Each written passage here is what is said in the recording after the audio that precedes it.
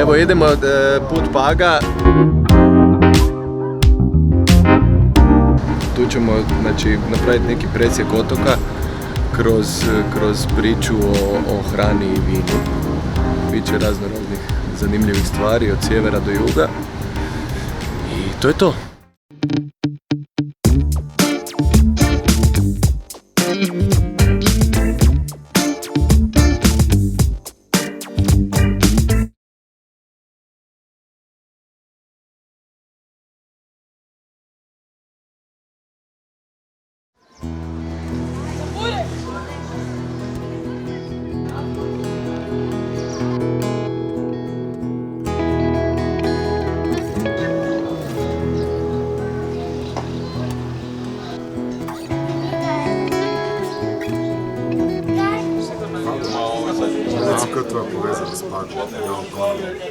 Joj, čekaj, daj mu malo... Rano mu je još. Čekaj, rano mi je. Moja povezanost s Pagom je gemište, tu u Konobi. Aha, to. Evo ga, ovdje sa mnom, da ti pokažem. Dođe da tu poznam s jednim čovjekom. Mojega živenja, još kad vode vidim, vaše lice milo, znam da radi toga, živit je vridilo. Nekakve velike tajne što se tiče same proizvodnje kod paškog sira nema. Tajna je zapravo u tome što on sadrži esenciju otoka Paga u sebi i zapravo je tajna u otoku Pagu, toj njegovoj posebnosti i toj njegove škrtoj vegetaciji koja je vrlo oskudna, opet jako posebna, je puna aromatičnog bilja i posolice koje raznosi pure tijekom zime.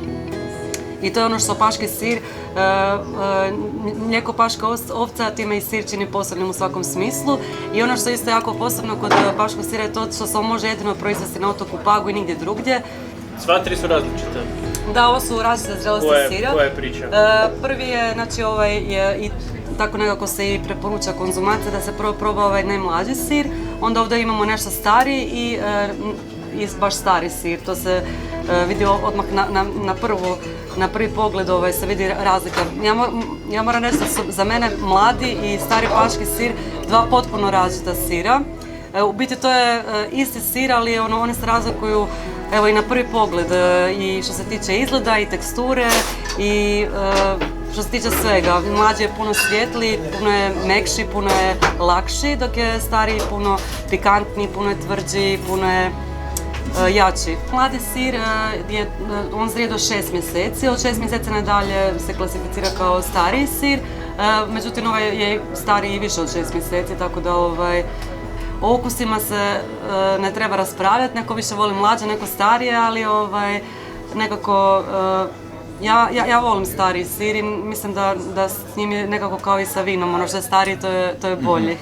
I inače se uvijek mlađi jede kao predjelo, a recimo stariji bi se mogu jesti kao desert, jer on je baš onako za guštanje, njega se ne može puno pojesti, ali onako u čašu vina baš za guštanje. Dobro, ja ću onda malo krenuti. I isto što moram reći, za nas paški sir nije samo sir, to nije nekako za nas samo hrana ili nekakav prehrambeni proizvod. Za nas je on puno više od toga, to je dio naše tradicije, dio našeg nasljeđa i nešto na što smo svi jako ponosni. Ja bi autoriteta ovdje nekog pitao koji je, Barba, da ti nama kažeš koji je tebi najbolji sir ovaj. Moj stari je znao ovaj stari sir. Kako nije imao zubi, onda bi ga nagratao da rati kaš. Znaš što je rati kaš? Nagratao bi ga, onda bi... Na ribo bi ga. Na ribo bi ga. Parmigiano Reggiano. Da, onda bi to on zlico njih. Razumiješ?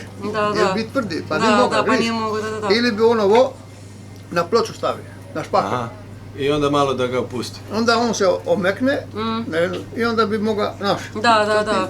Pa je. Znači kad mi dođemo 2076. ovdje, onda ćemo mi... Gratat. A vi ćete nas dočekati. To. Pa, neću vas Eto, vatra je spremna za... Puže. Popilo se puno vina, volila je Digorama. Srđi vrime, sviri maška. Svaka čast. Šta, bez ovo... Ako ti ne smeta, mislim ja to sve jedno. Ne. Ja isto sve jedno. Malo je gorka. Meni, ja volim. Da, meni su fali kad me. Siromaška, šaka suza, vrića smije, čaj je život veno fantazija.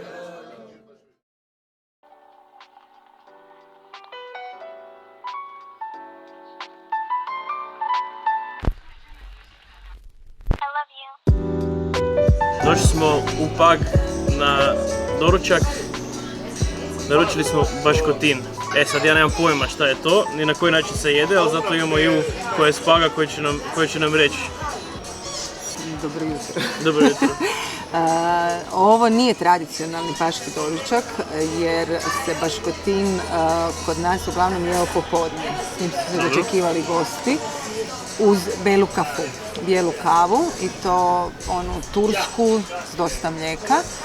Baškotin je zapravo slatki prepečenac koji se proizvodi jedino u samostanu Svete Margarite u Pagu, dalje od Ruda. To je tajni recept već stoljećima. Mislim da su u 16. stoljeću prvi put. Tad su zapisi, tad su dobile prvu pečnicu i od tad se već radi taj baškotin. A jedemo ga tako da, ovo nam je jedna varijanta sad, ne znam ćemo uspjeti to napraviti. Drobiš ga, možeš ga i cijelog i zapravo, evo ajde. Super. Prvi. Namočiš ga u bijelu kavu. Močiš ga i... Da šta radiš s medom i sa skutom? Ovo je jedan moderni twist koji su u Trapuli, gdje se sad nalazimo, odlučili poslužiti uz baškotin.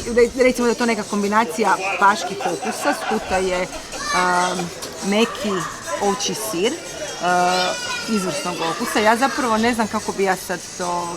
Da, koji je redoslijed? Evo recimo, ovo je meni prvo iskustvo da probam ovako. Ono što bi sad napravila kad mi je već to tu na stolu je ovo. To. Ali ovo je nešto ovoga... I sad ne može bilo nešto moderno. Sad ne znam kako će ovo izgledat kada ćemo... Ok, super.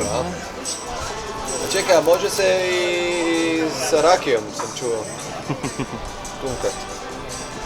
U rakiju. Nisam nikad probala.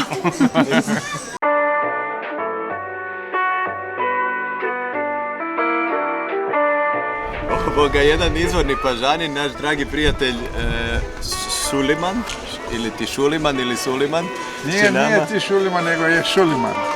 Šuliman. Je li to i sve ili je sve između sve i sve. Šuliman.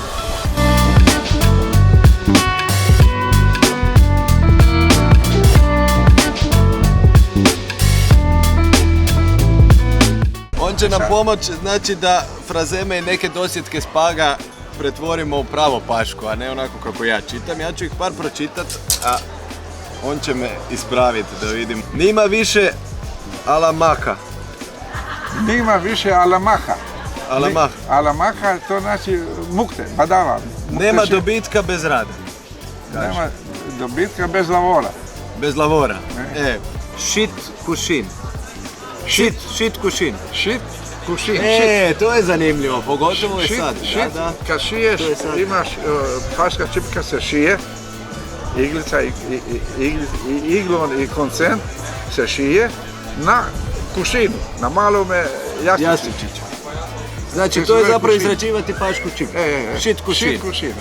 Kaže, šubišanje. Šubišanje. To je sve zlo, nevjera. To je ovo nešto, nije baš ovo, ali... Šubišanje došlo nevjera, jer mi imamo da živi pakal. U perdac mista. U perdac mista. To je nije perdac, perdac. Perdac je kad prdiš. Kad prdiš, onda ono što ide, prdiš, mista. Znači, prdiš na malo. Da.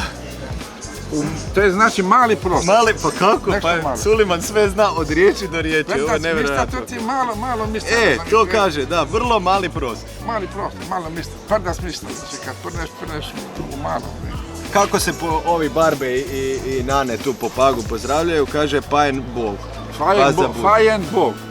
Fajen Bog. A odgovor je vas da bude, uvijek bude. To je, sad će ovo Fajen Bog. U Zagrebu je bilo ljubim ruke, a tu je Fajen Bog. Fajen Bog.